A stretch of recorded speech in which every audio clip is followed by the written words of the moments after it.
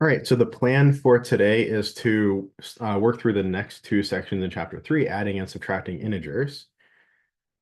And note that the Unit 1 exam is next week. So this coming week, whether you call it next week or this week is, I think, a matter of preference. But this coming week, this coming Monday, the material for the exam is sections 1-1, beginning of the course, up through section 3-2, adding integers, but not subtracting integers, not 3-3. The sample exam is posted. I had that posted last night. So the sample exam is up. And as I mentioned in the announcement that I sent out this morning, I recommend the way that you approach the sample exam is to take it as a self-assessment. So when you feel that you are ready for the actual exam, sit down, take the sample exam, and see how you do. See if you struggled on a topic that you didn't think you'd struggle on. Maybe you want to go back and shore up that topic a little bit. Maybe you felt more rushed than you thought you would. Maybe, um, just going through it, once or twice. That might make you feel a little more comfortable as far as speed, or a little bit more kind of, calm down and not feel like you have to rush. Um, or maybe speed is something that you could work on, something that you can get better at recognizing, okay, this problem type, I solve it this way, and that cuts out some of that, you know, I looked at this problem type, I started to go this way, that wasn't the right strategy, let's back up, let's go a different way, right? You can maybe streamline some of those processes. So the sample exam is available. It's quite similar to the actual exam. So if you go through the sample exam, if you think you're prepared for the exam, go through the sample exam and you're happy with how you do on the sample exam, great. You're probably ready to move right into the actual exam, and you should perform well in the actual exam as well. As I mentioned before, no Proctor U for this first exam, just because of some of the tech issues that are still being sorted out, and there also being our main point person for Proctor U was out for the first couple of days of this week. So I just want to make sure that all of that is sorted out and we have all the support in place, because this course and my Math 108 course would be the first time that I'm doing Proctor U for any exam for any class. So I want to make sure that that our support folks are all in place and all of that before we bring that live. Um, is there a timer on it? There is a timer on the actual exam, but there's no timer on the sample exam. So I'd recommend timing yourself on the sample exam. And I kind of mentioned this in the announcement as well. I know it's a long announcement, but please do make sure that you read through it fully. I know I just sent it out this morning, so I don't expect everybody to have seen it yet, but make sure that before you take the sample exam, and certainly before the actual exam, make sure to read the announcement fully. But the sample exam does not have a timer on it. One of the unfortunate things, every one of these ancillaries has a little quirk here or there that you're like, why would they set it up that way? So I can offer retakes on the sample exam. I can give you 100 attempts on the sample exam so that you can take it over and over and practice it. But whenever you go in for a retake, it doesn't reset the timer. So if you have 100 minutes on the timer, and if you take the sample exam one time and you use your 100 minutes and it goes down to 0, and then you try to go in and do a retake, like, it knows you're allowed to take the exam 100 times, but somehow the programmers didn't link that to the fact that, like, well, whenever you go in to redo the exam, they should reset the time. So it'll just be like, oh, you have no time left. You're not allowed to do anything in the exam. Um, so the sample exams don't have a timer on them, but you can use your phone. With the sample exam, there's obviously no real restrictions. I would recommend, not using any technology on the sample exam, but you can have your phone on your desk with a timer on it. That's fine for a sample exam. And then, when your phone timer goes off, just submit the exam at that point, the sample exam at that point, and that will kind of simulate what an actual exam would feel like. And then you can go and see if, did you feel rushed? Did you get through the whole exam, the whole sample exam, and so on before you take the actual exam? The actual exam does have a timer on it, so at the 100-minute mark, it will just submit everything. Um, Yeah, no Proctor U for the first exam because of the couple of tech issues that we're working out, and I want to make sure that all of the support structure is in place, especially for the first time that me and probably you guys as well are using Proctor U. I think it's pretty much like Examity, so I wouldn't anticipate having any of these tech issues, but I have heard a couple folks have a couple of tech issues. So I just want to make sure that, for something like an exam where it's a little bit nerve-wracking already, we don't want to end up in a situation where there's a tech issue on top of that. And very importantly, there are no due date extensions on the exams. This is a syllabus policy. You can read the details in the syllabus. I also mentioned it in the announcement. Don't wait until the last minute to take the exam. And waiting until Saturday or Sunday when the exam is due Sunday, really, that is the last minute, metaphorically speaking here. So you want to plan to take the exam at a day and time that gives you plenty of buffer in case something goes wrong. I would recommend taking it no later than next Thursday night. And that way, if something goes wrong, if you have an internet issue or a computer issue or something, you have a full business day to get it sorted out. You can reach out to me. I can get you in touch with Cengage reps if we need to do something on the account side of things. You can reach out to the WebAssign support folks. Our IT folks will be available if anything like that needs to be done.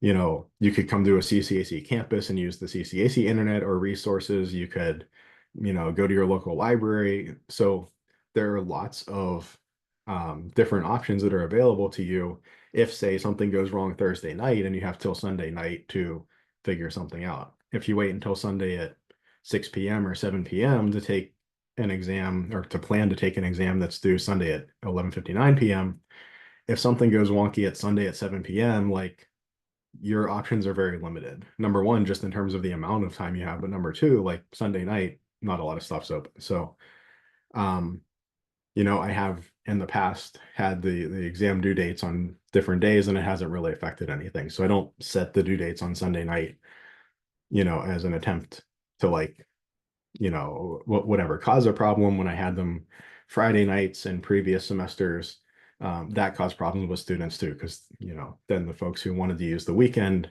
didn't have the weekend available to them. So just keep in mind that this huge recommendation, very strong recommendation, don't wait until the weekend to take the exam. I know that gives you an extra 24, maybe 48 hours to study, but the amount of studying you can get through in that amount of time versus the amount of increase in risk that you take probably isn't worth it, right? It's one of those things that it's like, well, if everything goes right, then I'll be better off. It's like, yeah, but if any one thing goes wrong, it's just a huge risk to take. Correct. The actual exam is due, so not this Sunday, but next Sunday. So the exam window for the actual exam is this coming Monday at 9 a.m. through the following Sunday. I think that's the 29th. Let me double check. Yeah, so the exam window is Monday the 23rd at 9 a.m. through Sunday the 29th at 11:59 p.m. And you have any time in that window to take the exam. You can take it at 3 in the morning on, Wednesday morning or something if that's your preference. Probably not, a great time to plan to take an exam for most folks, but whatever day and time works for you. That's one of the benefits of a remote course. I try to be as flexible as possible. So you really can take the exam anytime in that window from Monday at 9 a.m. through Sunday at 11:59. But again, strongly recommend that you plan to take it no later than Thursday night. Any other questions? Uh, any other questions about the exam or any of that?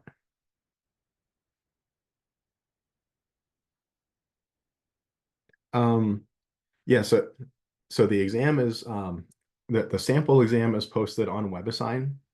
And when Monday at 9 a.m. hits, the actual exam will be available in that same area. It's under the My Assignments tab, like right where you'll see all your homework sets. And then there will be like sample, it'll say like sample unit one exam, not for credit. And then whenever the unit one exam is available, right below that, it'll have just unit one exam, and that'll be the actual exam.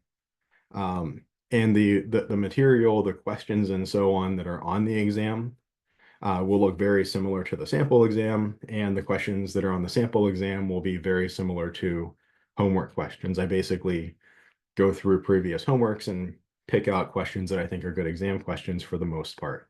That's where most of the questions come from.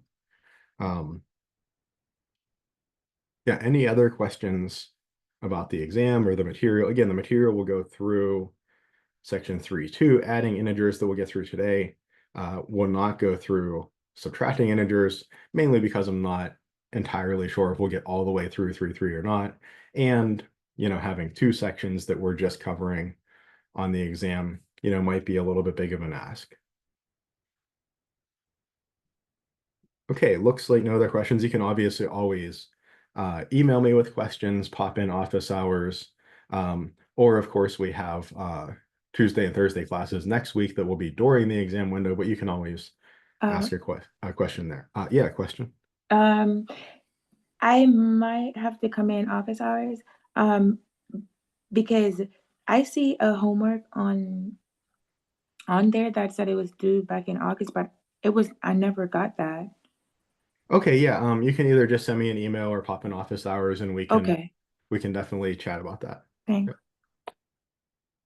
Okay, any other questions? All right, and then the quote or the idea for today is a quote from one of my wife's colleagues when she worked in St. Louis for a year. And she was kind of like a computer programmer kind of person that she worked with. And she would say velocity is a vector quantity. And if you've taken some physics before or anything like that, this might mean kind of something to you, but let's talk about what this means. This actually does, believe it or not, tie into some of our discussion for today. So what is a vector quantity? Well, in math, we say that something is a vector quantity as opposed to a scalar quantity if it has kind of two components, a component of something that's like speed and a component of something that's like direction. Sometimes we call it magnitude and direction, but for velocity, this would be like speed and direction. So the reason she would say this is if you jump into a project and just start really, going at it and you have a lot of speed, but you haven't thought much about the direction, you're probably not going to get very far, right? You're going to be kind of like running in circles, like a dog chasing its tail. You don't get very far, you don't get much accomplished. On the other hand, if you spend a whole lot of time dialing in exactly what direction you want to go so that you're, zero point 0.1 degrees off of optimal, well, maybe you haven't had any time to spend actually moving forward. If you point yourself in precisely the right direction but never actually take a step, you don't get anywhere either. So you want kind of a combination of speed and direction to make progress in a particular manner. The way that that was her, way of saying it, and I think it was more catchy than kind of the way that I think about this idea, is that I think of effectiveness, the ability to accomplish a goal, as something like efficiency times effort, like the product of these two numbers. So if I put in a whole lot of effort, but I have like zero efficiency, I pretty much have like zero effectiveness. In other words, if I'm trying to learn a language and I say, oh, okay, I'm just gonna start picking random resources, watch a YouTube video here, download an app there, and I'm going in 100 different directions. I might be spending a lot of time, but I can't even speak a word of the language yet because I have no plan. I have no efficiency. On the other hand, if I spend a ton of time maximizing efficiency, this is my personal, downfall is perfectionist procrastination. If I spend, 50 hours researching what's the best app or what's the best learning strategy to use to learn this language or, who's the best YouTuber or how much spaced repetition should I do or right if I spend 50 hours figuring out exactly how I should go about learning this language, but I never actually pick up a book and, read a word in the language or speak a word in the language, well, I'm never going to learn the language. I'll know a whole lot about how somebody might be able to learn a language, but I'll never actually be able to speak the language. So ideally, in my mind, I'm like, okay, I have to cut down on the efficiency, cut down on the perfectionism, and just take a couple steps forward, right? We want to kind of balance these two. What does that look like, say, with an exam coming up? Well, if you say, okay, I'm going to study for the exam this weekend, and you just kind of open the book and start, randomly doing problems, you're putting in a lot of effort, but how efficacious is it if you don't have a lot of efficiency? If you don't really have a plan, you're just kind of doing random stuff, you're not getting a super high yield out of that probably. And on the other hand, if you spend a whole lot of time making a study plan, really diligently going through and looking through your homework scores and figuring out what your weaknesses are and what your strengths are, but you spend so much time on that that you don't actually have time to actually sit down and study, that's a downfall too. So maybe, spend a little bit of time making a study plan, 10 minutes, 20 minutes, and then spend a good bit of time working that plan, studying. And then maybe, if you need to, loop back, say, okay, I feel confident, go through the sample exam. Maybe there was a topic that you ended up not doing as well on as you wanted. Well, make a study plan again. Okay, I want to review this topic. Is there a prerequisite that I'm not understanding for that topic? Do I need to review two sections? And then implement it. So, you can kind of go back and forth between these two. And then as far as things like career go, one of the kind of buzzwords these days is the idea of impact. You want to have an outsized impact on your organization. And that's something like effectiveness. So the ability to accomplish a goal times relevance. You might be like, the world's best, whatever, bowling pin juggler, but if you're working in an accounting firm, they probably don't really care about that. You might be very effective at something, but it might not be relevant at all to your employer. And of course, not everything in life is about being relevant to an employer or career or purpose or any of that. You could be the world's best bowling pin juggler because you think it's really fun. That's great. I'm not saying that's a bad thing, but I'm saying if you're looking to further your career, if you're looking for ways to increase your impact and maybe make you stand out above, say, other applicants for a position or for a promotion, or to be able to put yourself in a position to do something that you might find more purposeful in life. Maybe ask, okay, what skills and what things is as a future employer going to consider more relevant, and can I learn those things to a high degree of effectiveness? So some thoughts for today. Okay, so moving on. We're now discussing operations on integers. So we discussed the idea of what is an integer last time, and we basically said, well, the integers are like the natural numbers, the positive numbers like 1, 2, 3, 4, 5, as well as 0 and their negatives, -1, -2, -3, etc. So we discussed, quite a few things about integers last time, but we mainly introduced this idea of integers, and that was the main goal of 3.1. In 3.2, we're looking at operations. And the first thing we might want to do is to say model integer addition and subtraction. And there's, maybe two ways we could think about this. There's a slightly more abstract way of thinking about it, this kind of vector quantity idea. And then there's a more pictorial way of thinking about it, this colored blocks or counters, neutral pairs, etc. So if I think of my number line here,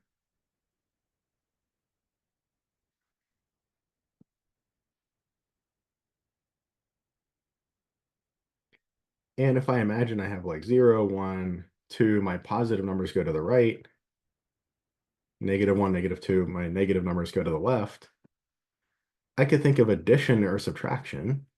If I'm like, say, standing here, addition and subtraction could be like move forward versus move backwards. And the positive negative sign on the thing I'm adding or subtracting could be like telling me which way to face. So if I want to do like 1 plus 2, well, 2 doesn't have a negative sign, so it's saying start at 1, face to the right, and move 2 units to the right. So that's 3. If I were to do something like, 1 plus a -2, adding a negative number, well, now what I'm kind of saying is something a little more like,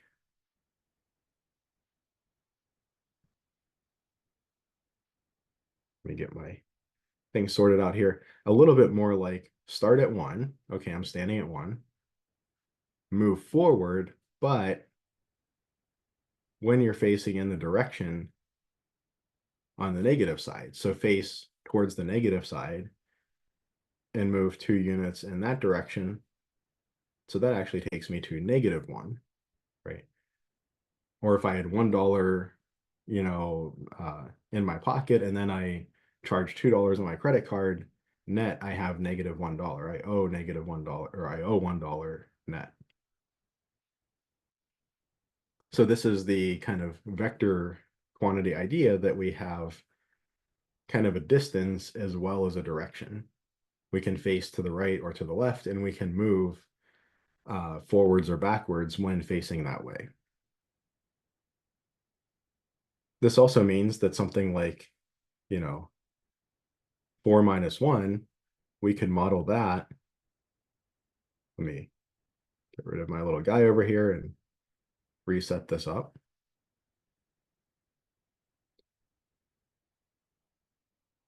We can model that as starting at 4, and then subtraction means move backwards. I'm subtracting 1, so 1 is a positive number. I face to the right, and I move backwards 1 unit to 3.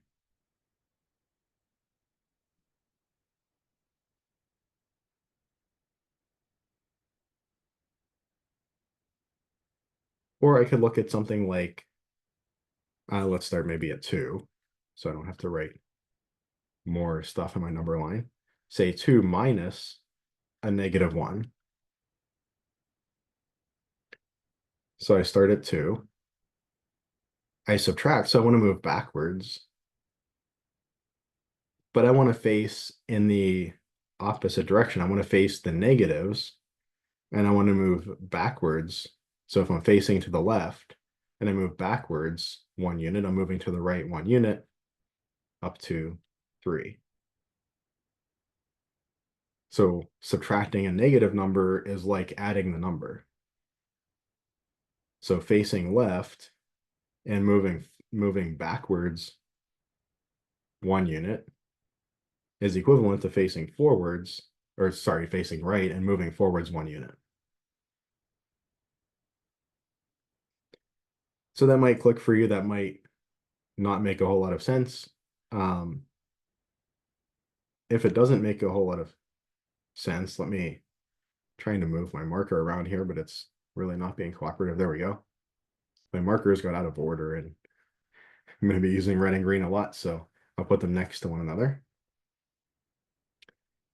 But if the person on the number line facing one way or another and moving forwards or backwards, if you don't like that analogy, another one is using colored blocks or counters. So if I do something like 1 plus 2, I have kind of one counter that's like a positive counter. I'll draw those in green. And then I want to add more of these positive counters, these green ones. And this gives me a total of 3 positive counters. Okay, that works nicely. If I have something like 4 minus 1, I start with 4 counters, and then I want to take away 1 counter. So I can think of minus as being like take away. I can cross it out, or I think the book kind of like circles them, but if I circle circles, I'm not that good of an artist. They might start looking like bigger circles or something, but take away, I'll just kind of cross it out. So I have start with 4 of them, and I take away 1 counter. I'm left with 3 of them. I'm left with 3 positive counters. If I did something like 1 plus -2, So here I want to start with some counters and kind of add some more counters to it. I start with a green counter, one green counter, that represents my one. But then to that, I want to add more, but of a kind of a slightly different type of counter, a negative counter. I'm going to draw these in red. So these are going to be negative counters. Now, anytime that a green circle matches with a red circle, they kind of just eliminate one another, like a particle antiparticle kind of deal or something. So when I kind of lump these all together,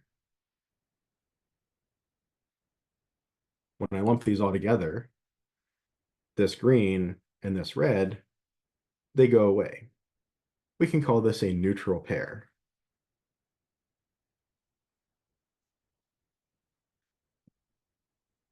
It's a little bit like having, one proton and one electron in an atom, like your atom is not charged then. It kind of neutralize one another.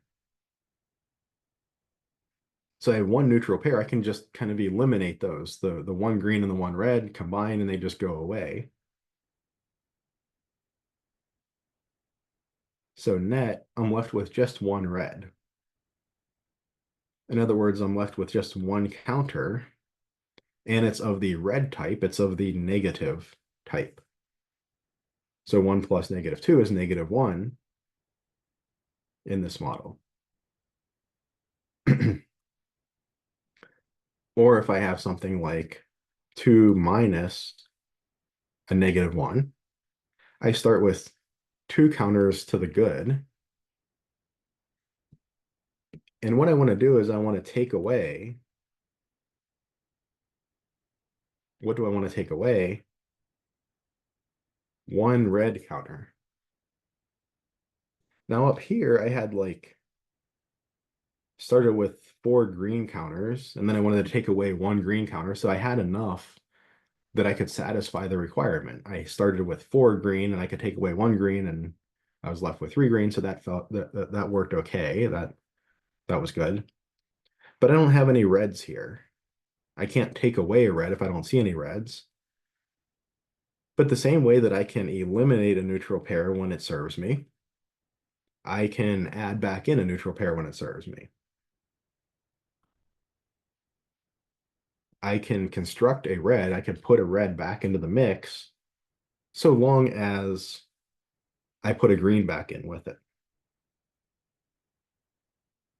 So 2, let me actually write these a little closer over here to the other ones. 2 greens is the same as 3 greens and 1 red.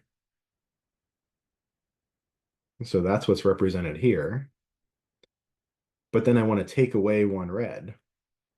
That's what this next bit says. So I take away 1 red,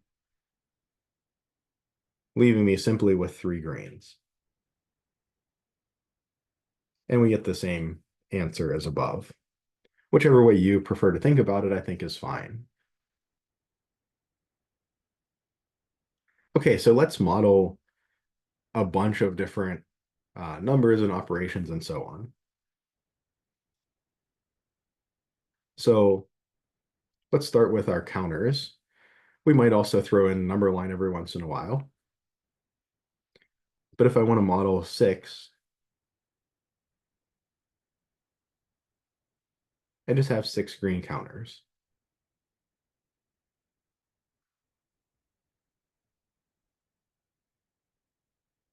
Or I kind of just have 6 on my number line. If I want to model -4, I have 4 counters of the red type, of the negative type.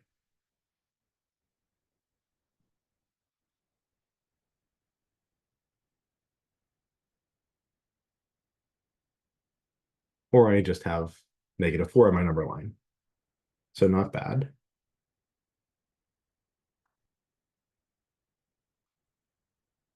If I want to model something like 3 plus 4,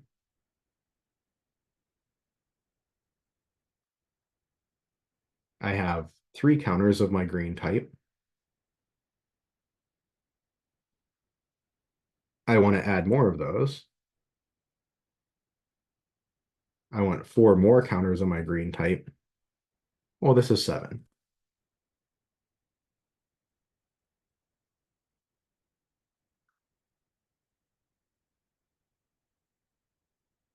Or I can think of starting at position 3. I want to add, so I want to move forward, positive 4 units. So I want to face to the right, move forward 4 units.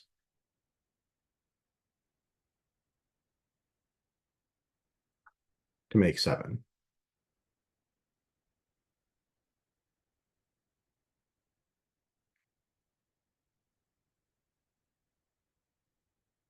Okay, modeling 7 minus 2. And I know we've done some of this before, so we're building up to when we incorporate negative numbers, we want to get an intuition of how this is all working.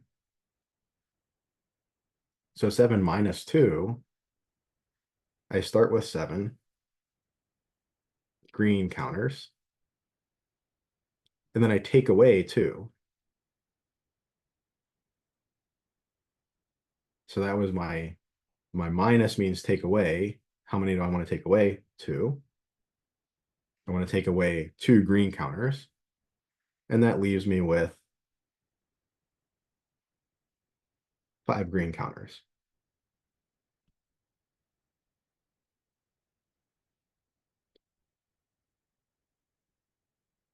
Or if I start at position 7 on the number line, I want to subtract. In other words, I want to move backwards. Positive 2 units, so I face to the right, and then I step backwards 2 units to 5. That's a pretty terrible scale there.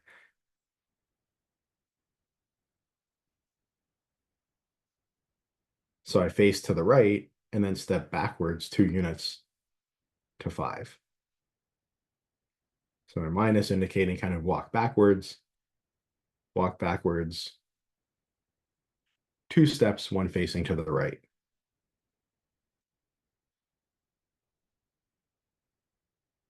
What about 7 plus a negative 2?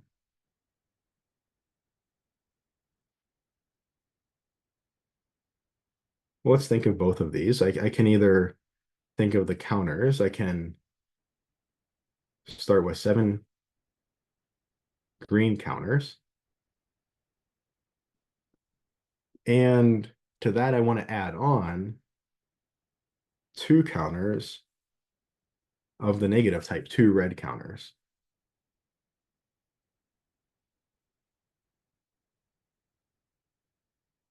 But I noticed that these 2 red counters, maybe I'll just kind of lasso them here.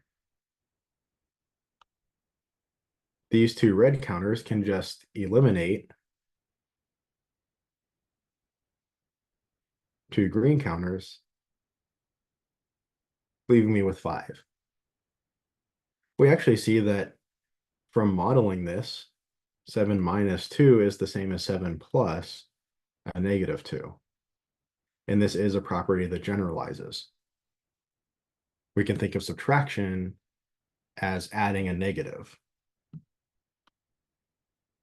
Or in my number line example, I start at 7. So here's 0, here's 7. I start there. I add, I walk forward. But I want to face the negative direction. I want to face this way to the left and walk forward 2. That brings me to 5.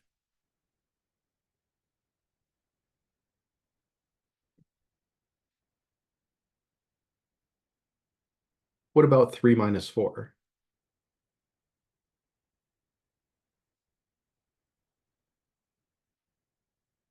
So here I start at 3. I want to subtract 4, so I want to move backwards. The 4 tells me that I'm going to face to the right, so positive 4. And I want to move backwards 1, 2, 3, 4 units. That brings me 1 unit below 0, or down to negative 1.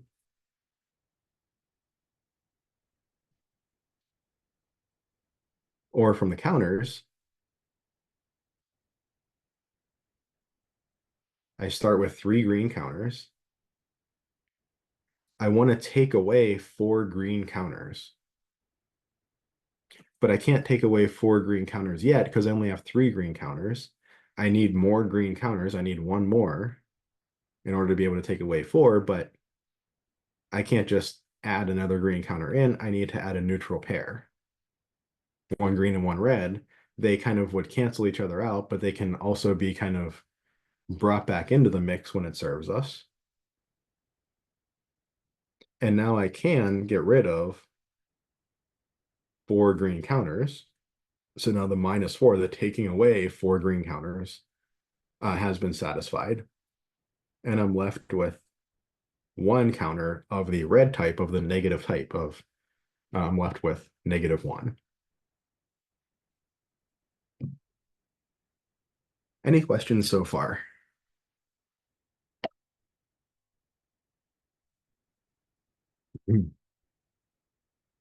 Okay, now let's look at some examples that, or well, one example that might be actually quite confusing to look at. -5 plus -2. What do we mean by this? Well, from the number line, it's not too complicated of an idea. -5 is just where I start. And then I want to add -2. I want to move forward, but in the negative direction. So the -2 says I face to the left, and then I move forward 2 units because I'm adding. So I go -5, 1 step forward to the left, brings me to -6, 1 more step forward to make 2 steps forward to the left, brings me to -7.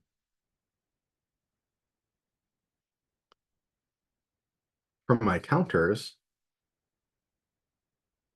I start with -5. I start with 5 counters of the negative type of the red type. And to that, I want to add more counters of the red type. So I actually just have 7 counters of the red type. Note that this is a very similar look to if I had 5 plus 2, I'd have 5 counters of the green type, 2 more counters of the green type. This would give me 7 counters of the green type. So if I'm adding together 2 negative numbers, that's basically the same thing as just adding together their positives and then just remembering that, oh, wait, I was dealing with the red type instead of the green type. If I want to do -5 plus -2, I just do 5 plus 2 is 7 total counters. But wait, they were all of the red type, so 7 counters of the red type, -7 instead of +7. But procedurally, it's very similar, right? So adding together 2 negatives is very similar to adding together 2 positives. We're just dealing with a different color of counter.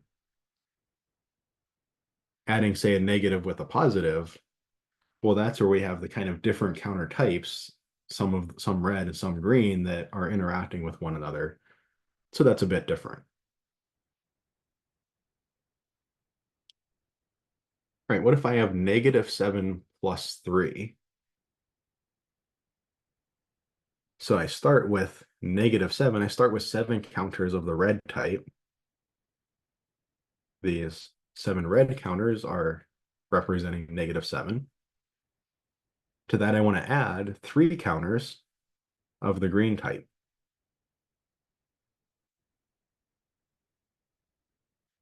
And again, these 3 green counters can cancel with 3 of the red counters. They make 3 neutral pairs and just go away. And we're left with 4 counters, but of the red type, so of the negative type, so that's going to be -4. If I owed somebody $7 and I pay them $3, I owe them $4 still.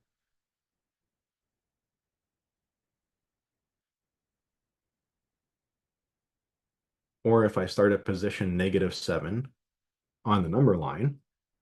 There I am at -7. I want to add 3. I want to move forward in the direction to the right 3 units. So I face to the right because 3 is a positive number. Since I'm adding, I move forward 1, 2, 3 to -6, -5, -4 is where I end up. Either way I want to think about it is fine.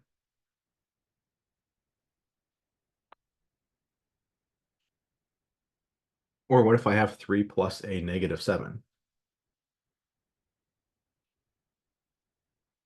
So 3, I start with 3 green counters.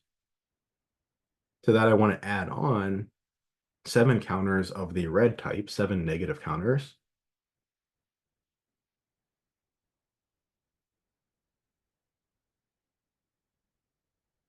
And again, I have some cancellation. I can construct some neutral pairs.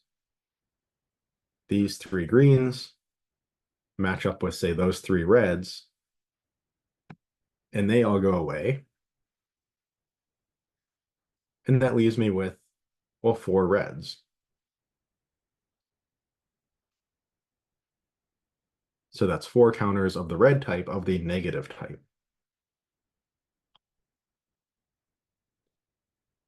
So I can also think of, on my number line, starting at 3, I want to add, so I want to walk forward, but in the direction of the negative numbers. I want to face negative and walk forward 1, 2, 3, 4, 5, 6, 7 places. And I end up at -4. So I actually see that -7 plus 3, starting at -7 and moving to the right 3 units, or 3 plus -7, starting at +3 and moving to the left 7 units, actually gets me the same result. There's this sense of commutativity of something that's like subtraction, but when I'm careful to treat subtraction as adding a negative number. If I treat subtraction as adding a negative, commutativity actually works nicely. I can switch the order as long as I'm careful to treat it this way, rather than say like a 3 minus 7, which is not the same as 7 minus 3.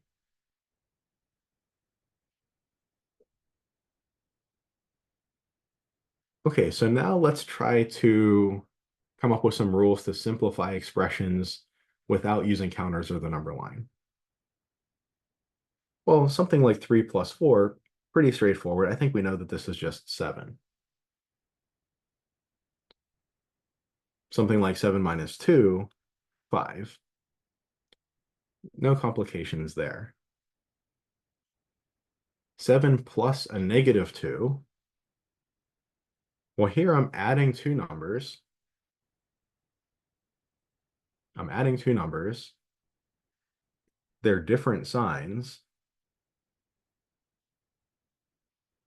And the positive number is bigger than the negative number in absolute value. So I kind of like have more money than I owe. So I have like a positive net worth. I could pay off all my debts and still have some money left over. I have $7. I owe $2. I could pay off that $2 debt and still have money left over. So this tells me my answer is going to be positive. So the sign of the answer is positive, and its magnitude is going to be the difference, 7 minus 2. Or my answer is going to be a +5. This really is just the same as 7 minus 2, thought of slightly differently, but we're starting with an easier problem and then working our way to more challenging ones. So what if we think of 3 minus 4? So here I have a subtraction. I have a subtraction of 2 positive numbers, so same sign. But the first one, the number before the subtraction sign, is less than the number after.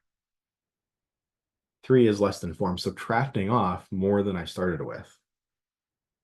In this case, my answer is negative because I'm taking away more than I started with. I owe more money than I have in cash. So if I start off with $3 in cash, but I owe $4, I can satisfy some of that debt, but I still will owe money at the end. So my answer is going to be negative, and its magnitude is going to be 4 minus 3. So I can flip the order and make the answer negative. 4 minus 3 is 1. So I look at this and I say, my answer is going to be like 4 minus 3 equals 1, but negative. If I have a subtraction where the thing I'm subtracting off is bigger than the thing I'm subtracting from, where the, what is it, the subtrahend is bigger than the minuend, but nobody really says those words. When, if I have a subtraction where the thing I'm subtracting off is bigger than the thing I'm subtracting from or that I start with, I know my answer is going to be negative, and I can figure out the size of my answer by flipping the order of my subtraction. So to get 3 minus 4, I think of that as like negative of 4 minus 3. If any of you remember the distributive property, which you might have seen in the past, this really is just an example of that. We're not exactly calling it that, but we could. So this is negative of 4 minus 3, or that's negative 4 minus 3 is 1. So if I'm subtracting two positive numbers, then what do I do? Well, if I'm subtracting two positive numbers, I ask, is my result going to be positive or negative? If the first number is bigger than the second number, I just subtract like normal. If the first number is smaller than the second number, I switch their order so that I can subtract like normal and get the numerical part of the answer. And then I just remember that because I'm subtracting off more than I started with, that answer has to be negative.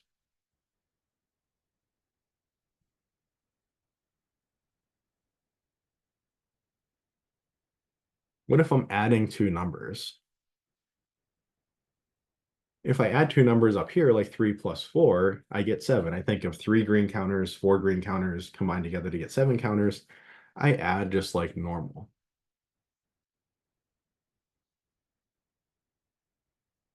If I come down here and I'm adding things with the same sign,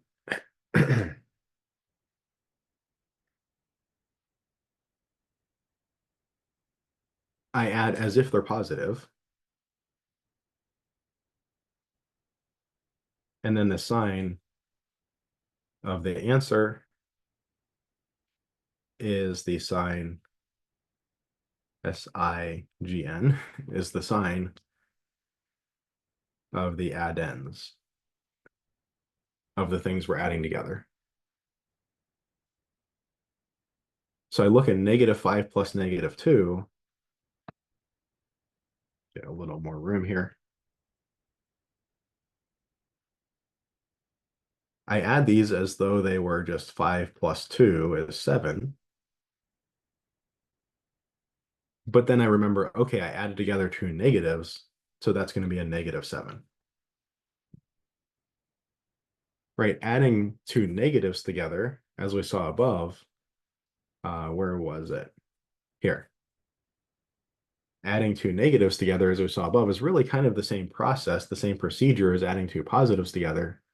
It's just that we're combining a bunch of red counters together instead of a bunch of green counters. We're combining negative counters instead of positive counters.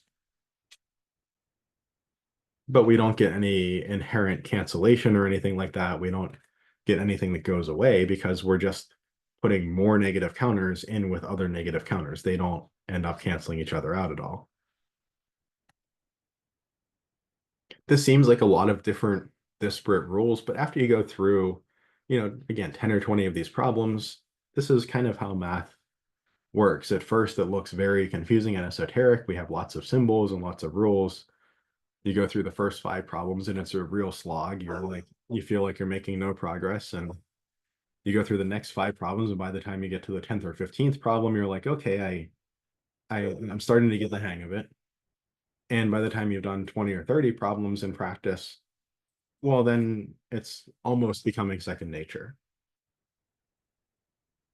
So there really is in math, but also in really a lot of things in life, really no substitute for just practice and frankly, time spent with the material. If you try to spend 2 hours a week working on homework and expect to master the material, that's not going to work in math. It's not going to work in any other subject either. Um, maybe if you have a really great talent for a subject, or you have a lot of background in that area, maybe you can get away with that a little bit for a little while until the material gets hard. But at the end of the day, it's a question of, time spent, and focus and effort put forward. So I know that this looks like, wait, we have all these different rules and all these different ideas coming together here. When we're leaving the idea of counters and people walking back and forward on the real line. But if we're adding or subtracting big numbers like 342, plus a negative 75, like I really don't want to draw all those counters. I really don't want to have my little guy take, 75 steps. So we want to build off of that basis and create a structure that we can use to solve problems with really numbers of any size. So again, looks like a lot right now as you go through practice problems, homework problems on your own. I think it will be more manageable. Okay, so what about -7 plus 3? Well, this is kind of similar to this one up here, right? Or kind of to this one here. So -7 plus 3, on one hand, we can think of it as 3 minus 7, and we could approach it kind of this way. But on the other hand, we can think of it this way, that we're adding two numbers that have different signs.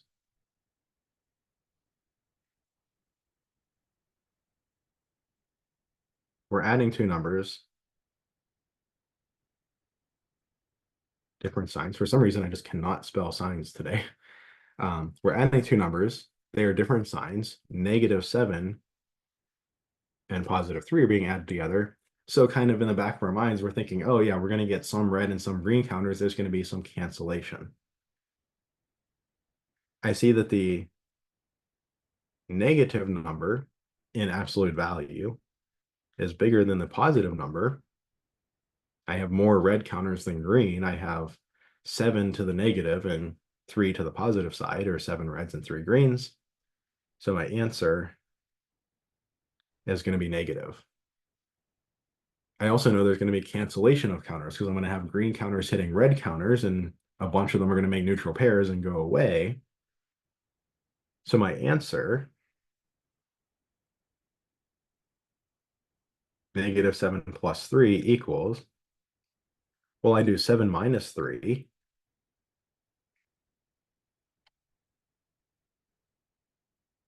And I know the answer is going to be negative.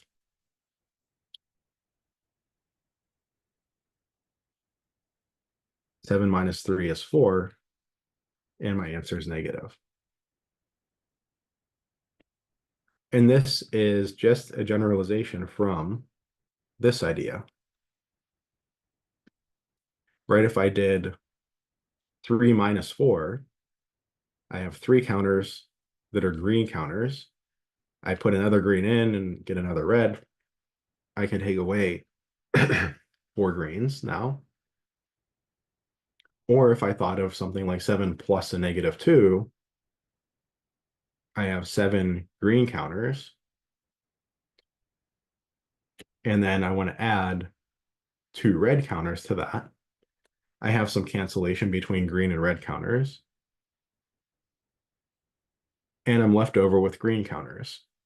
I'm left with 7 minus 2, or 5 green counters.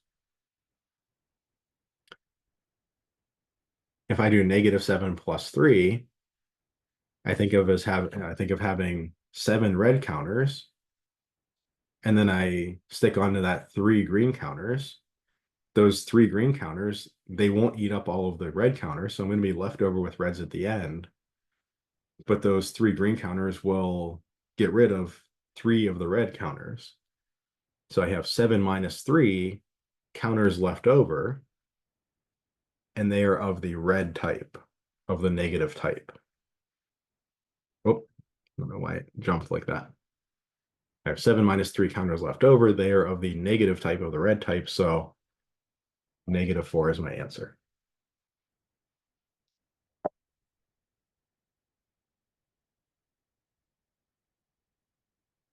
And I have a similar thing here where I'm, again, thinking of this as adding 2 numbers. They're of different signs. One is positive, one is negative. They represent different color counters. So when I combine them together, they're going to start kind of annihilating one another, start going away. Adding different signs, I see that the negative number in absolute value is 7. There's 7 red counters. There's more of those than the 3 green counters. The negative number in absolute value is bigger than the positive number. So the answer is negative. I'm going to have red counters left over at the end. How many red counters will I have left over? 7 minus 3. I just do my subtraction in the order that makes sense. That gives me a positive answer. But then I know the answer is negative, so I just append a negative sign on the front of it. Or this gives me -4, right? This is just a different way to represent that same addition up there.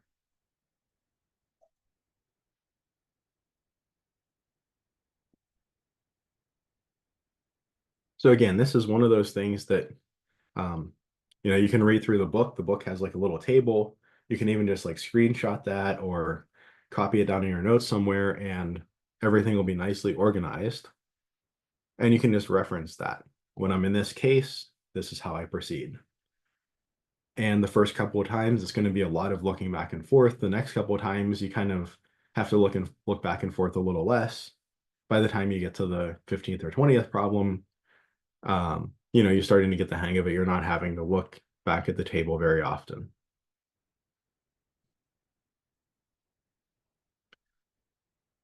Okay, so let's look at a slightly more complicated problem here. Now we're combining things like order of operations with adding integers. So what if I wanted to simplify this? -4 plus 2 times 5 minus 3. Well, for right now, I don't really care about the adding integers part. I care more about the order of operations part. I'm going to ask myself, parentheses, exponents, multiplication, division, addition, subtraction. Do I have any parentheses? Yes, I do. 5 minus 3, that's simple enough. I can just simplify that in one step to the number 2. And then I get -4 plus 2 times 2. I don't really have any more parentheses. That 2 inside the parentheses is as simple as it can get. I don't have any exponents. Do I have any multiplications or divisions? Yeah, 2 times 2 is a multiplication. And I have -4 plus 4. Now I've got rid of all my multiplications and divisions. I have one addition. And I note that this is an addition of integers. I have like 4 red counters and 4 green counters coming together. Or I start at position -4 in the number line. I add, so I move forward 4 units to the right. So I face to the right. From -4, move forward 4 units. That takes me to 0. So this all turns out to just be 0.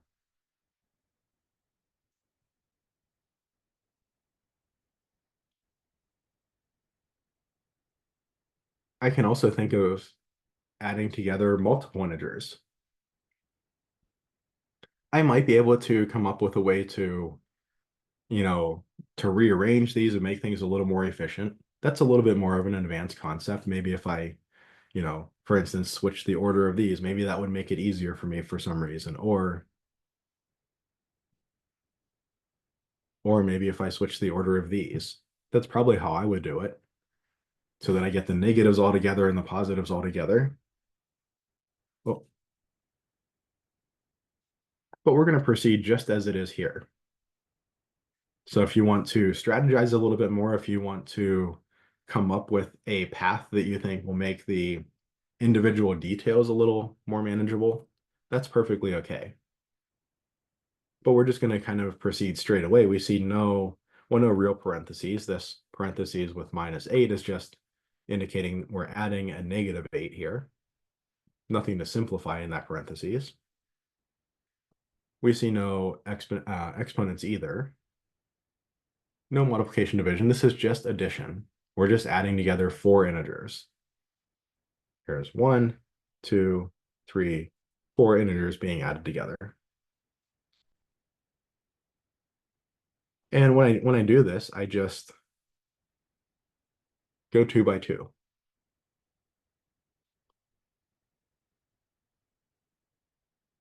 So -38 plus 27. So I'm adding 2 integers. One is negative, one is positive. They have opposite signs. And I see that the negative number in absolute value, the -38, 38 is a bigger number than 27. It's bigger than the positive. So the answer is negative. The counter type that we're going to have left over after all the cancellation is going to be of the red counter type, the negative counters. How many of those counters do we have? The magnitude, the number of counters left over of the red type is going to be 38 minus 27. So my answer for this little subproblem is negative of 38 minus 27. And we can come over here if we need to and, lean on our previous work. 8 minus 7 is 1, 3 minus 2 is 1. We get -11. So -38 plus 27 gives me -11. And then I still have to add -8 and still have to add 12.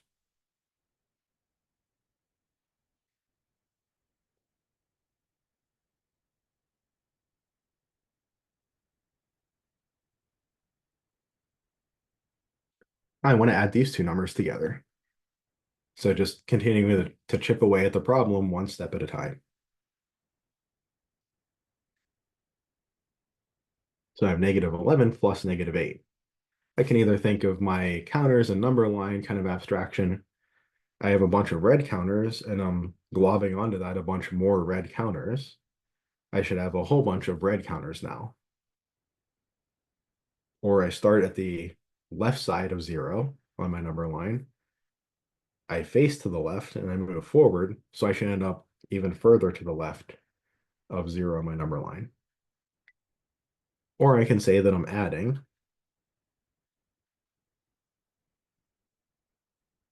the two numbers I'm adding have the same sign. So my answer is going to be that common sign, in this case negative, because the two numbers I'm adding are both negative, and its magnitude is going to be adding the two numbers together as though they were positive. It's just like adding green counters together, except I just changed the color of my counters to red. Instead of having 11 green counters and adding 8 more, I have 11 red counters and add 8 more red counters. But I still end up with the same number of counters. They're just a different color. They're just a different type of counter. So my answer is -19. And then I still have to add 12.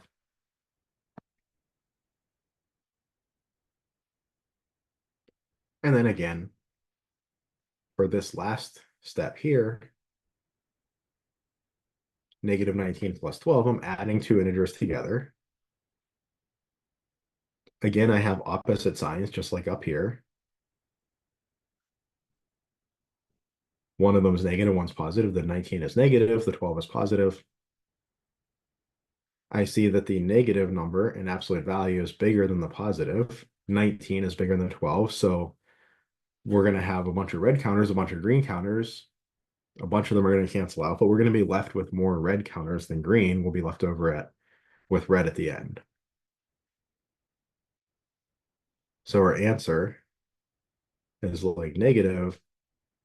We end up with red counters, negative counters. How many of them? 19 minus 12 of them. We started with 19 and we got 12 of them eliminated by those 12 green counters. Well, that's negative 7. And that's our answer. So we just go through one step at a time. If you're feeling comfortable and you're getting a little more advanced at this, you could even do like 2 steps at a time. You can make this negative 11, say from this one, and then make this plus 4. So you could do it a little more efficiently if you wanted to. You could maybe rearrange some things using the commutative properties or commutative property, and that might make some of your additions a little bit easier to do. So there's some strategizing that can go into this, but you don't have to strategize at all. You can just go left to right, work your way straight through it, and you see that works just fine. So side note on exam strategy, sometimes that's, if you're on an exam and you look at a problem and you're like, this is really challenging to me. Like I'm trying to see the big picture of where I should go.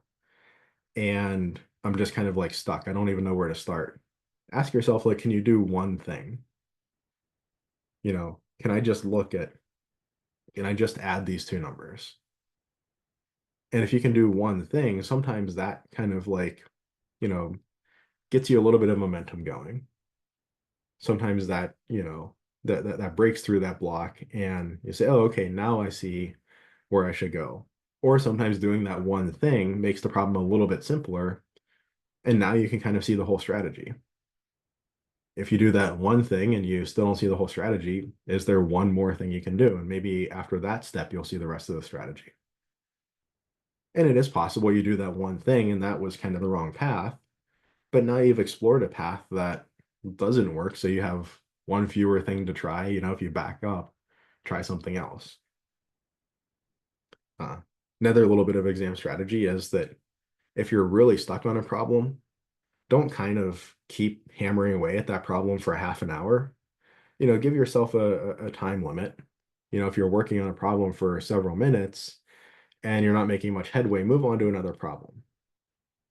Come back to that at the end if you have time, but you know, don't spin your wheels for half an hour on one problem that you're not, you're not really understanding. And if you're not understanding it, the likelihood of getting it right at the end anyway is pretty small. But be willing to move on to another problem. Be willing to say, okay, I spent 3 or 4 minutes on this, not feeling super comfortable about this. I'll circle it on my scratch paper, make a star, write down what problem number it is, move forward, and then come back to it later. So a couple of thoughts for exam strategy. All right, so some word problems. So here's an example. Frank owes $212 on his credit card. Then he goes out and buys something, charges $105 more. What is the new balance? So Frank started out with negative 212. And then to that, he added a charge. So he added more negative um, value onto his credit card.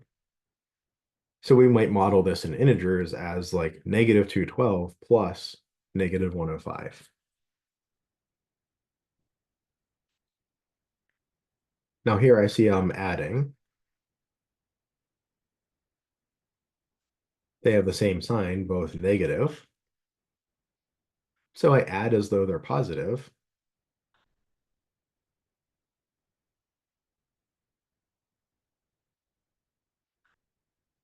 and then I make the answer negative.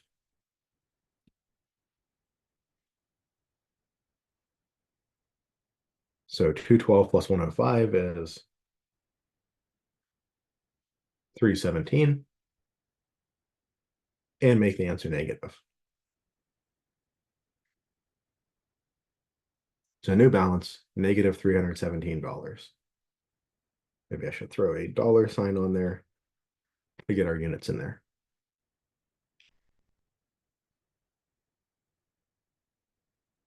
Okay. Another example. Aussie rode their motorcycle for 30 minutes using 168 fluid ounces of gas. Then they stopped and got 140 fluid ounces of gas. I don't know who sells gas by the fluid ounce, but makes the numbers more interesting than just 1 gallon or 2 gallons. Represent the change in the amount of gas as an integer. So they used 168.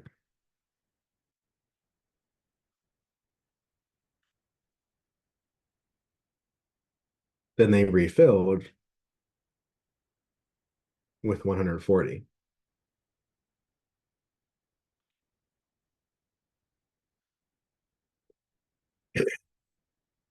So here I'm adding integers. They are different signs.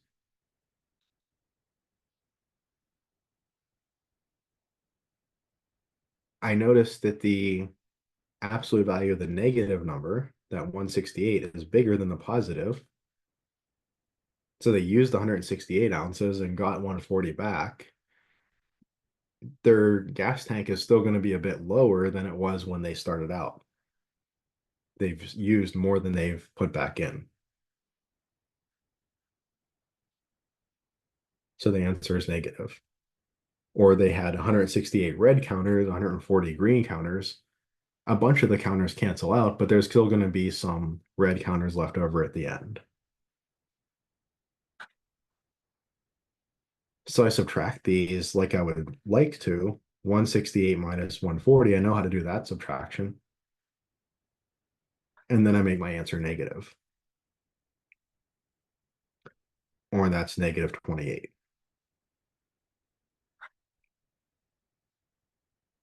So the change in the gas amount is negative 28 fluid ounces.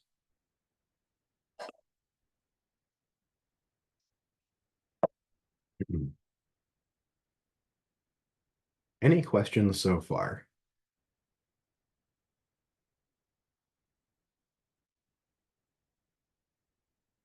Any questions on 3.2, adding integers? All right, so that wraps up our Unit 1 exam material. We're going to start into 3.3, subtracting integers. We might or might not get all the way through this, but this will be on the Unit 2 exam. This starts the Unit 2 exam material.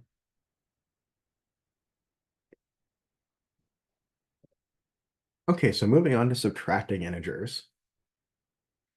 Let's model, again, model a bunch of these problems here.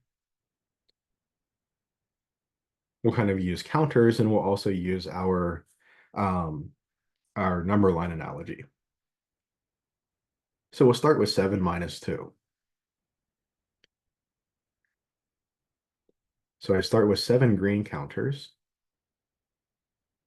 And now I think of minus as meaning take away.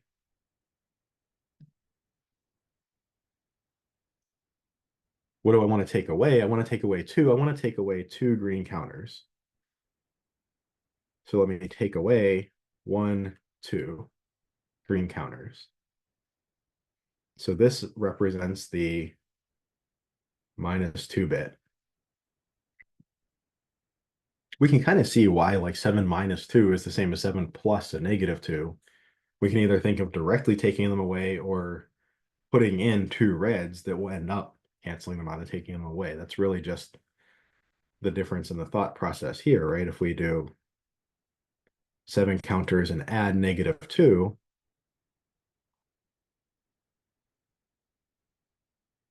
these red counters are just doing the job of taking away those 2 green counters the same way that the minus 2 did before. So we're either adding on something that will cancel out the green those two green counters, or we're just subtracting, we're just directly taking away the two green counters. So when I subtract, I just kind of directly take away the counters of the type of whatever I'm subtracting. And of course, I see I get 5 left over.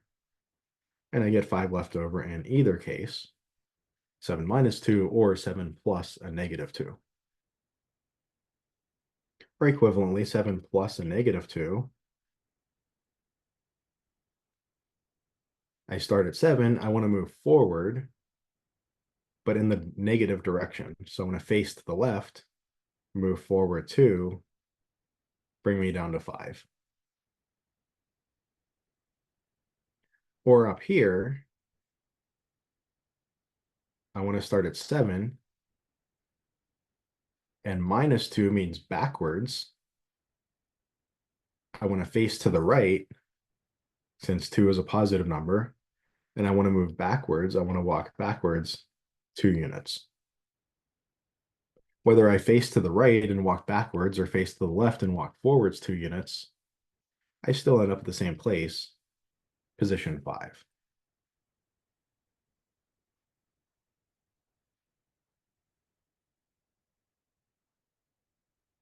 Didn't leave myself quite enough space in these, so just fix that now. All right, so what about 3 minus 4? Again, we saw this one earlier. We start with 3 green counters, and minus 4 means take away 4 green. I don't have 4 green, but I can add a neutral pair, 1 green and 1 red. They would cancel each other out, but I'm going to put them back into existence.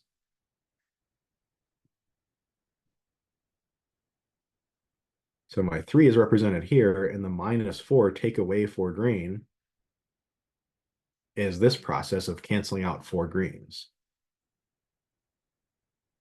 I'm left over with only 1 counter, and it is of the red type. It's of the negative type, so my answer is -1.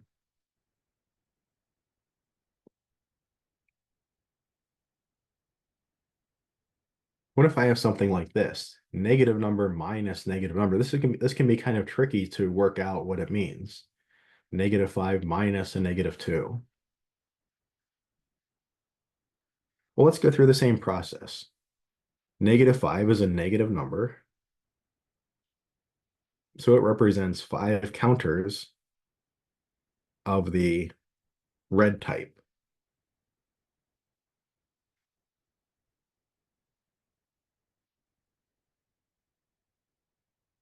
Yeah, so kind of a negative of a negative is kind of like a positive. And we'll actually see that in a second here. But yeah, good point. So the minus sign here says take away. What do I want to take away? I want to take away 2 counters of the red type. In other words, I just want to directly cancel out these 2. And I'm left with 3 counters that are left over. And they're of the red type. They're of the negative type. So my answer is -3. And as Raj pointed out, -5 minus -2. So procedurally, I could think of this as just directly taking away 2 reds. But I could also think of, oh, there we go. I could also think of, here's my 5 red counters, -5.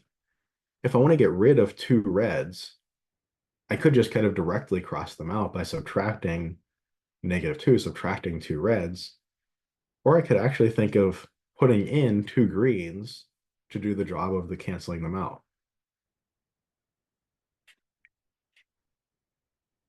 So it turns out that -5 minus -2 is just the same as -5 plus +2. So I can add in 2 greens, or I can directly take away 2 reds. Procedurally, it's a little bit different, but the end result is the same. I just get rid of the two reds. I can get rid of the two reds by just directly getting rid of them, or I can get rid of them by putting in two greens to cancel them out. Either way, it works. So we kind of see this like negative of a negative is a positive kind of idea in this counters model.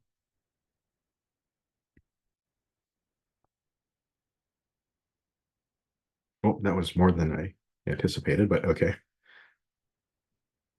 And on our number line, we could start at -5.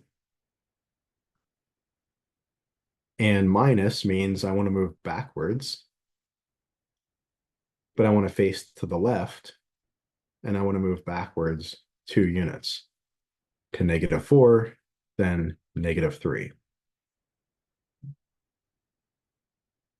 So if I face left and move backwards, that's the same as facing right and moving forwards. So minus a negative is like adding a positive.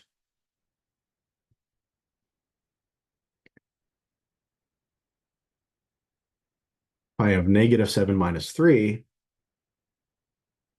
I start with 7 counters of the red type.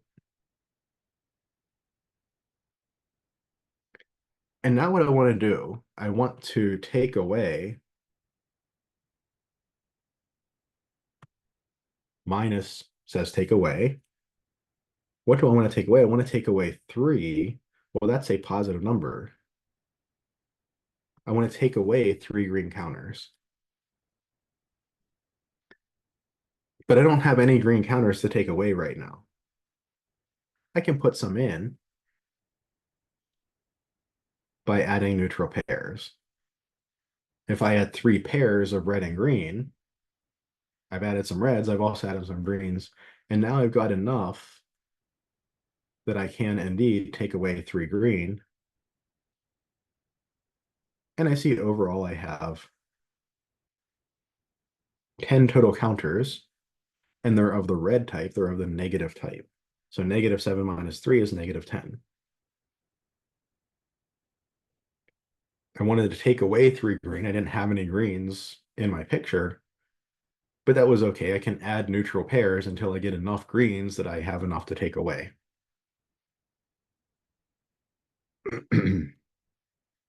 Or I can think of my number line. I start at position -7. Let me bump this down a little more. And then I want to subtract. In other words, I want to walk backwards. +3 means I face in the positive direction, walk backwards 3 units. So I'm going left to -10.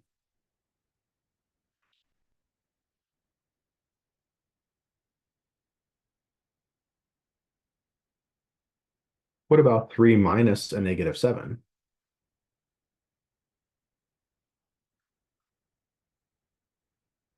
I start with 3 green counters because 3 is a positive number. It represents green counters. And what I want to do, I want to take away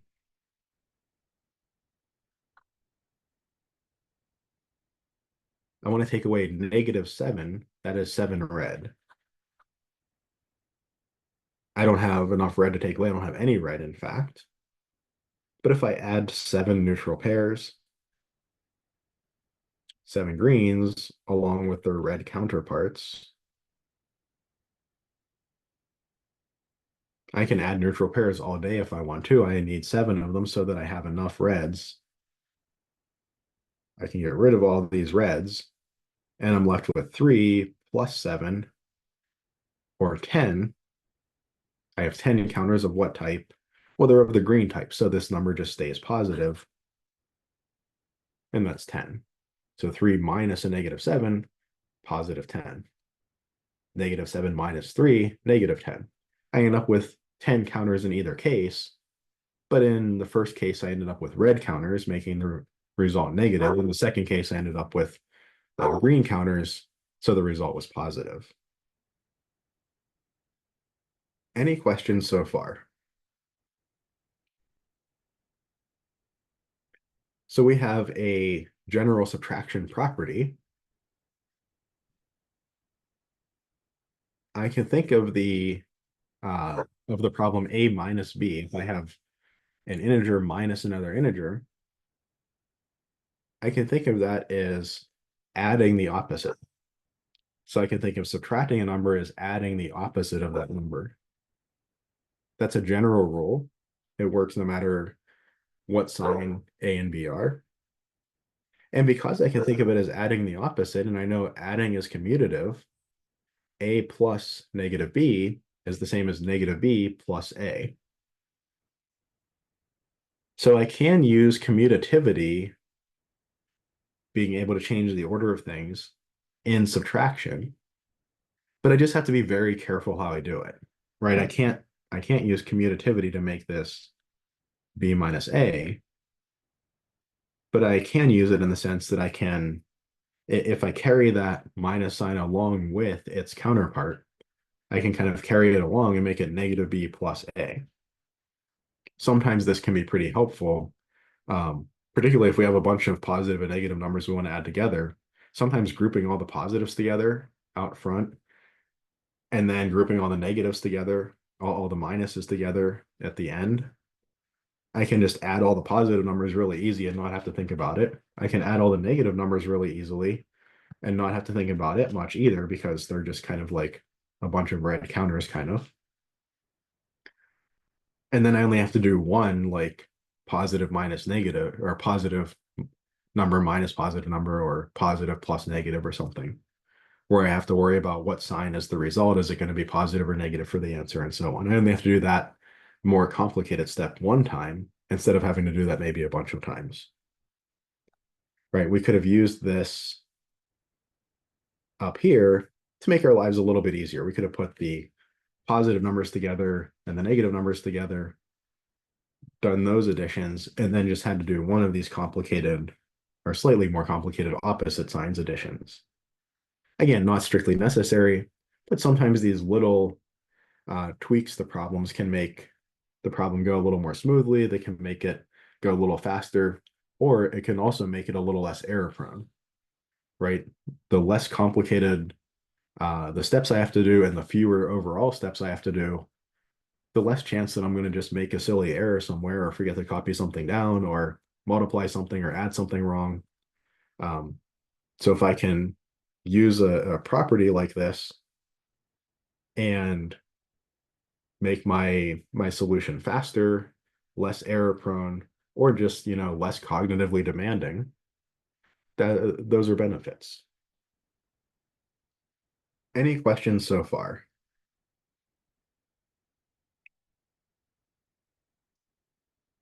Okay. So let's look at these next couple of problems. So now we're looking at expressions involving adding or subtracting integers. So here I want to simplify this expression. So I'm going to simplify parentheses 1 minus 8 end parentheses minus parentheses 2 minus 9 end parentheses. So again, order of operations comes into play. Here I have two sets of parentheses that I need to deal with first. In the first parentheses, I have 1 minus 8. So I have a subtraction. The second number is bigger than the first. 8 is bigger than 1. So I know that my answer is going to be negative, and it's going to be negative of 8 minus 1, or 7. Minus. And then I actually have a similar result here, right? 2 minus 9, the thing being subtracted off, is bigger than the thing being subtracted from. My answer is going to be negative, and it's going to be negative of 9 minus 2, also negative 7.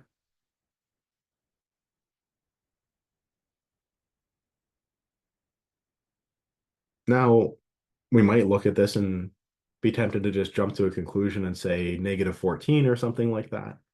But let's be careful. So we're subtracting two numbers. These are two integers, but we're subtracting two numbers that are actually the same number. If I have 3 minus 3, that's 0, or 5 minus 5, that's 0. If I take a number minus itself, well, that's 0, right? If I start at position -7 on the number line, and then I go backwards while pointing to the left 7 units, I end up at 0. Or if I start with 7 red counters and I take away 7 red counters, I have 0, 0 counters left over. This is just 0.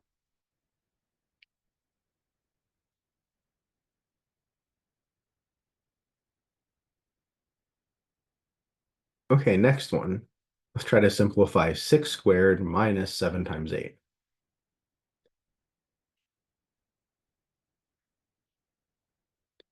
Well, we don't have any parentheses, so that first step is satisfied. Do we have any exponents? Well, yeah, we do. We have 6 squared, 6 to the second power. We do have an exponent. 6 times 6 is 36.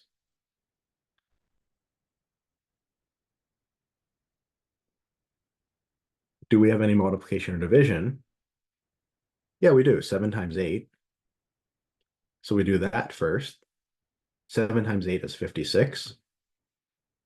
Again, by now we should be pretty competent with our times tables. If you're not, keep drilling it a couple times in the morning, a couple times in the evening, maybe a couple times in the afternoon as well.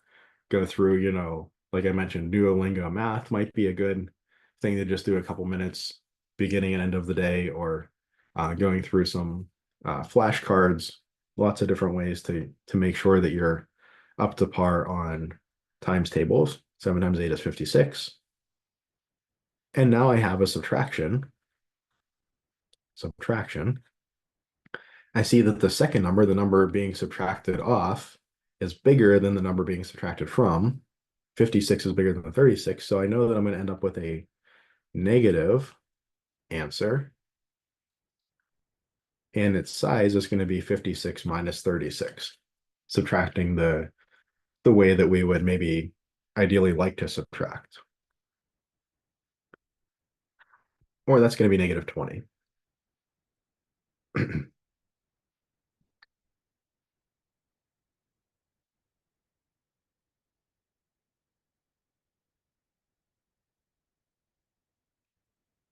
All right, if I have a problem like this is kind of a complicated looking problem, right? There's a lot of numbers involved.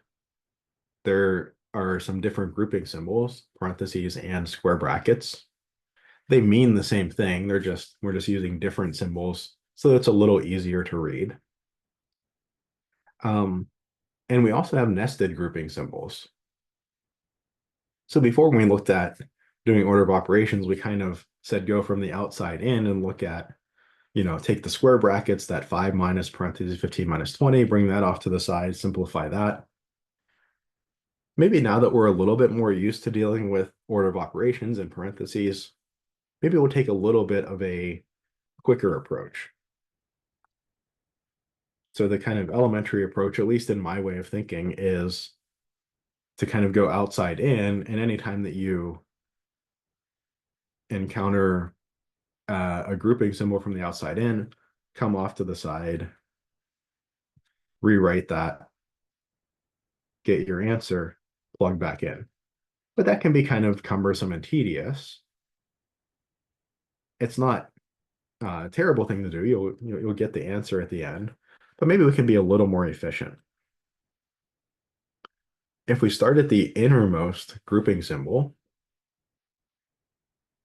so this innermost parentheses 15 minus 20, I know that 15 minus 20 is going to give me negative 5.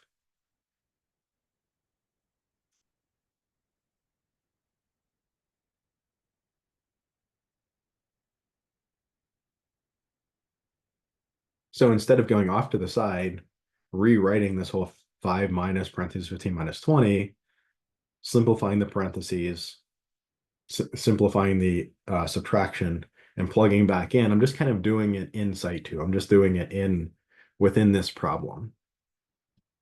instead of coming off to the side to the scratch work to do it. A little bit quicker, saves a little bit of writing. If you're not comfortable with this, you can do the scratch work, no problem.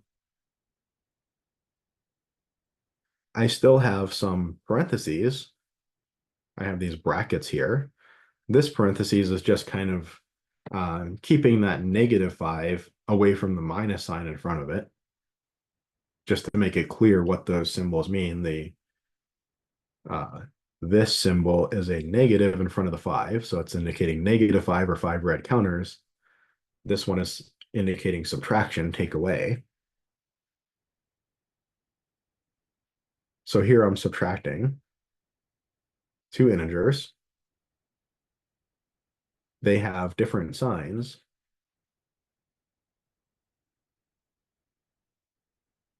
One is positive, one is negative. Well, I can think of this as being like 5 green counters.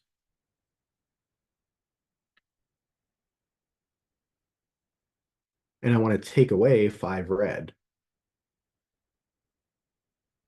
So I need to have 5 red. So I need to put those in, which means I need to add 5 neutral pairs. Taking away my 5 red now, subtracting my -5 gives me 10.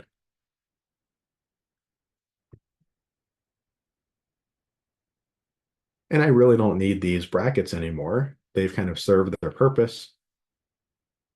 So I can just get rid of them. And 32 minus 10, well, this is just a straightforward subtraction. 32 minus 10 is just 22.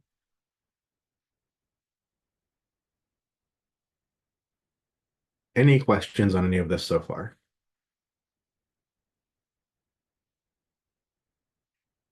Okay, so I think we'll pick up with this last problem and subtraction of integers next time, continue on with chapter 3 next time, and just remember that starting next week, 9 a.m. on Monday, the exam will be available. It'll remain available through 11:59 p.m. the following Sunday.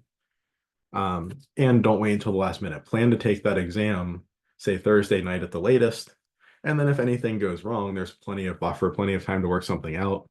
But make sure that when you're deciding on your study plan and all of that, that you factor that in, that you build in a buffer so that you're not, running behind and then feel like you haven't studied enough or feel pressure to move the exam back or see how far you could push it to get some more studying in. So make a study plan, execute the plan, and try to take the exam Thursday night or earlier. And then if something unexpected or catastrophic happens with not really catastrophic, but like internet failure or power failure or something like that, tech problems, there's plenty of time to work things out. All right, that wraps us up for today. Let me stop the recording.